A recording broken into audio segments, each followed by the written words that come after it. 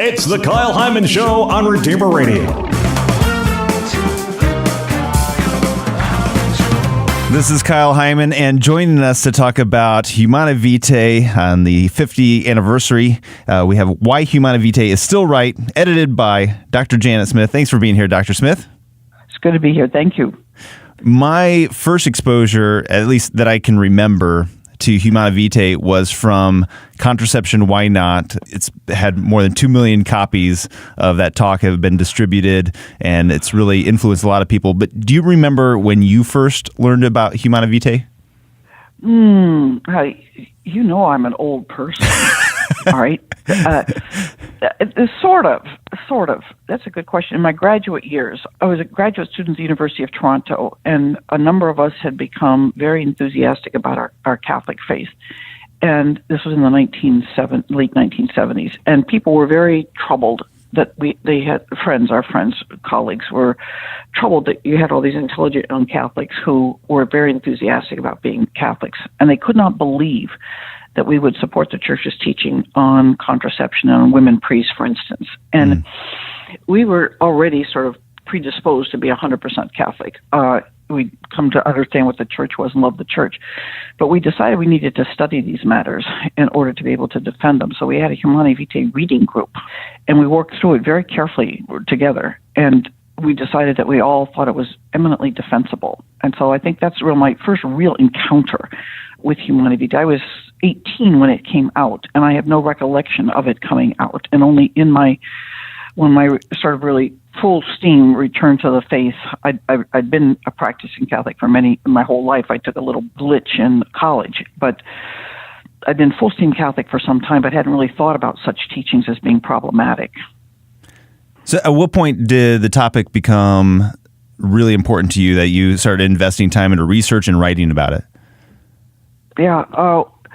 At the University of Notre Dame, I was teaching it in my classes, and it was, Notre Dame did not like this teaching, so I was under some sort of cloud for. You could teach it if you taught against it, but if you taught for it, it was problematic. And I had to get tenure at Notre Dame. You had to write a book, and I'd written my dissertation on Plato, and I didn't want to write. I didn't want to do anything on that anymore. I'd had it, and a colleague kept coming by. He said, "You love Humanae Vitae." He said, "You write a book on Humanae Vitae." I said, "You got to be kidding." I said, "That will not get me tenure here. They hate Humanae Vitae." He says, "What you love." So there you go. I ended up writing on it, and it was honestly, it was right at the time when John Paul II was delivering his Theology of the Body talks, and this was long before the internet was available. And so this colleague friend of mine was getting them by fax from someone he knew at Rome and was slipping them under my office door. So I was reading the Theology of the Body talks as they were being delivered, and was greatly influencing my. Yeah, isn't that interesting? Yeah, and so my thoughts were being shaped by the Theology of the Body as it was being delivered, and so I ended up writing a book on Humanae Vitae, and that's the rest is history, I suppose. So in what ways did those writings shape your view on Humanae Vitae, and maybe has it changed also or evolved since then? Yes, it keeps evolving in a certain sense. Well, I had also read John Paul II's Love and Responsibility, which I think is one of the best books that's ever been written, and that's a philosophical defense of Humanae Vitae, and Theology of the Body is a scripturally based defense of Humanae Vitae. So you had the two angles, philosophical and theological. And in Love and Responsibility, in a certain sense, there's a greater emphasis on the procreative power of the sexual act, but the point always being is it results in another person. And a person has an immortal soul that's of infinite value. And so you can't be careless about sex, because a person with an infinite value could be at the other end of that. And that person deserves parents who are loving to each other and committed, etc. But in our age, there's been so much emphasis on the unitive meaning of the sexual act. You shouldn't, somehow people think looking at the procreative power means you're looking at the animal aspect of the sexual act, which of course, when you think of it as a person with an immortal soul, it's not an animal act at all. But there's been this desire to see it as, that man and woman are meant to come together and make each other whole. And that's what Theology of the Body really brings forward. So I was doing both of those, but more and more I am beginning to think about the this is a strange word, but the church uses it, fecundity aspect of it, that God's universe is a full universe. I mean, it's teeming with life, and God loves life. And we're scared of life. It's too expensive, and there's too many, and there's too this, and there's too that. And our God is an abundant God, and He's one that supplies for our needs in the most incredible ways. And so think about the importance of fecundity, of participating in God's just celebration of life. And again, what it does for the spouses to have many children. I mean, the ones I see that do, not that, obviously it's not always perfect, it's not always wonderful, but the sacrifice that it requires, the generosity, and if you have a man and a woman who says, we just love having kids, there's something so incredibly generous and sacrificing and life celebrating about that.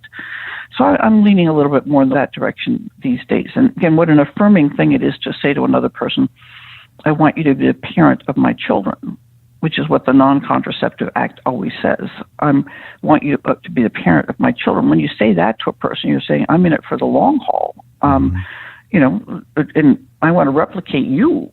I want someone with your eyes and your laugh and your smile and your walk and your values. And I want to spend my lifetime with you enjoying this family that we've created. And as I see so many people, I'm getting to be an old lady now, and just seeing people enjoy their grandchildren and enjoy the fact that this is what they've done together. Mm-hmm. And just no matter what disappointments and hardships there have been in a marriage, to say, look at what we did. We made these kids, and now we've got these grandkids. So that's what I'm sort of looking at. We're talking with Dr. Janet Smith. The book is Why Humanae Vitae is Still Right, which has edited a bunch of essays together. Also, you have a book, Why Humanae Vitae Was Right. What do the essays in this book add to the conversation about Humanae Vitae? Well, it has been 25 years, and a lot has happened in 25 years. One we've already talked about a bit is theology of the body has really got a following in the United States, and among more and more scholars are looking at it. So there's some beautiful essays about theology of the body. Mm-hmm. Of course, the sociological data has changed in 25 years. What a contraceptive culture looks like, abortion, divorce, etc. And then there's some fascinating stuff on hormones and what hormones have done to the whole interference with hormones that has evolved in contraception, and how they change a woman's physical well-being and how they actually impact human relationships, men and women. So this is sort of an update. I think virtually all the essays in the first volume are still relevant, and they'll be classic in a sense. But this is another set of classic essays that have been written in the last 25 years that defend Humanae Vitae. It's actually true that there's a much greater support for Humanae Vitae 25 years later than there was 25 years ago. And so you get all these different minds working on a topic, and with 25 years of people working about it, thinking about it, watching what's happening, you're going to get some important thinking done on this topic. Can you talk about some of the different topics that are in the book that you are able to share? Well, there's this fascinating essay that was written by some theologians under the direction of John Paul II that was a response to the dissent on Humanae Vitae even before it was written. Mm-hmm. Most people don't even know it exists. It's a wonderful document. There's a new document by a man, Gary Atkinson, which is showing more the biblical foundations of the view of life that would help us understand why contraception is not in accord with God's plan on sexuality. There's an article by Angela Lanfranchi who speaks about, again, the hormonal aspect, how it actually leads to more physical abuse of women because of the kind of relationships that it leads them to get into. Even on a hormonal basis, we're attracted to different kinds of men. It depends on what hormones are in our body. Some fascinating scientific research there. One article about a good lady theologian philosopher, Deborah Savage at University of St. Paul, and her personal experience, what it was like to go to college from basically a culture that was kind of chaste, and then going into one in which contraception was rapidly becoming available to anyone, and what men now were expecting of women that they didn't expect before. Mm-hmm. and so it's changed that whole scenario. So lots of good stuff. If you could recommend just one of the essays from the book to every one of the listeners to read, what would it be?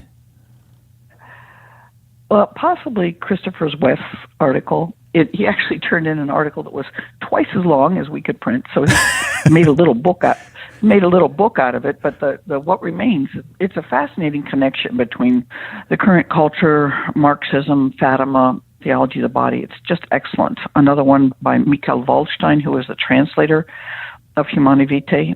And again, that's the one where he does a pretty hard-hitting little philosophical explanation about what it means an act to have ends and purposes, but then ends up with this beautiful meditation almost on the Odyssey, when Odysseus comes home and he sees Penelope, and the importance of it's the very heart of the home. And at the heart of the home is meant to have this beautiful life and welcoming, and that what the spouses are doing when they get married is really creating this home, a home in which new life is welcome and in which other people are welcome. And there's just there's this love that flows in the heart of the home. And I thought it was a really beautiful essay.